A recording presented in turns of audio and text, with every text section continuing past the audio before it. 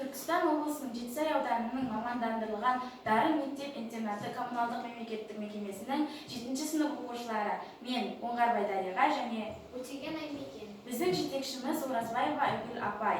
9-ші республикалық Әл-Фараби ғылыми жобасына конференцияға ұсынып отырған жобамыздың тақырыбы Бес күннің медицинадағы маңызы. Біздің ғылыми жобамыздың мазмұны кіріспе теориялық бөлім, практикалық бөлім, қорытынды және пайдаланылған әдебиеттерден тұрады. Зерттеуіміздің мақсаты, біздің бес күннің медицинадағы маңызы атты ғылыми жобамыздың мақсаты қымыздың адам ағзасына тигізер пайдасын анықтау арқылы жергілікті аймақтан өнеркәсіп орталығын ашу жүйесін зерттеу. Қазақтың сусыны қымыздың ұлттық бренд ретінде әлемдік нарыққа шығару қажеттілігін түсіндіру.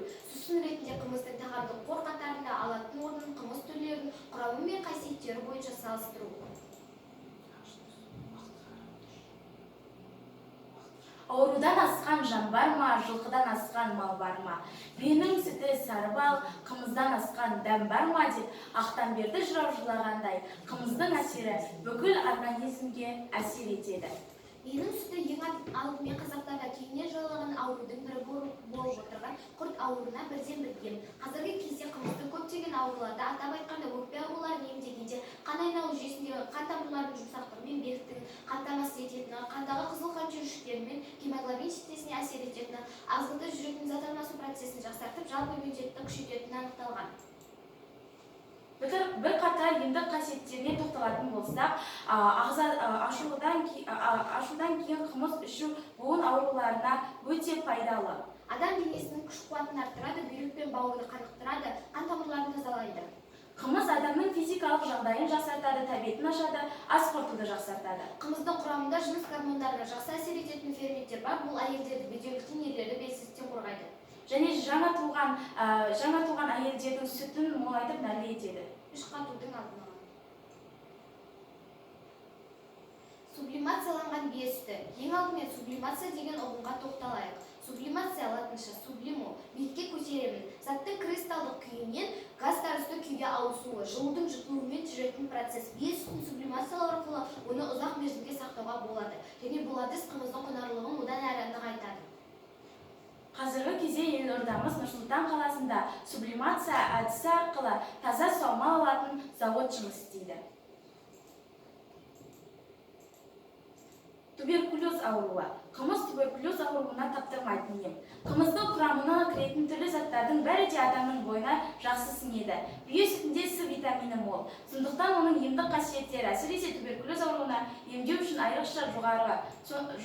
Туберкулезді қымызбен емдейтін ең алғашқы курорт 1858 жылы Самара қаласының маңында ашылған екен. Оның ұйымдастырушы Толстяков деген дәрігер қымыз асқазанды ұстап, адамның өзін әрлендіреді, оның тәнін жаңғыртады деп жазған. Шынында туберкулездің емі қымыз, себебі ол ағзадағы зат алмасу процесін жақсартып, бактерицидті қасиеті бар бактериялардың белсенділігін басады. Қазақстан аумағындағы шипажайлар.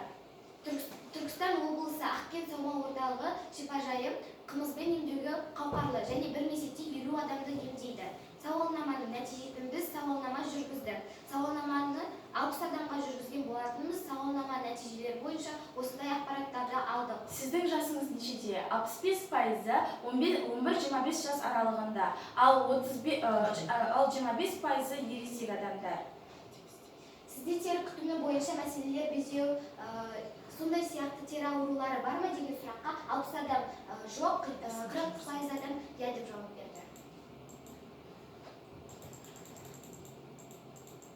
Бие сүтіне негізделген тері күтіміне арналған өнім жасау. Майлы теріге арналған сабын құрамы. Негізі ретінде балалар сабыны, сублимацияланған бие сүті, әсел шай ағашының майы.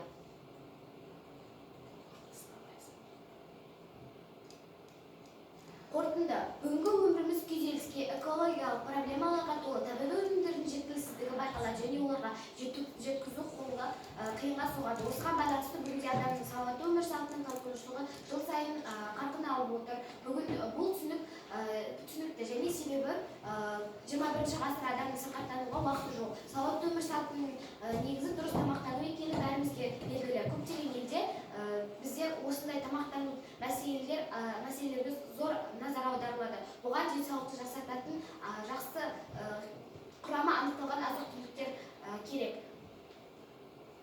Қымыз деніміздің саулығы, еліміздің байлығы.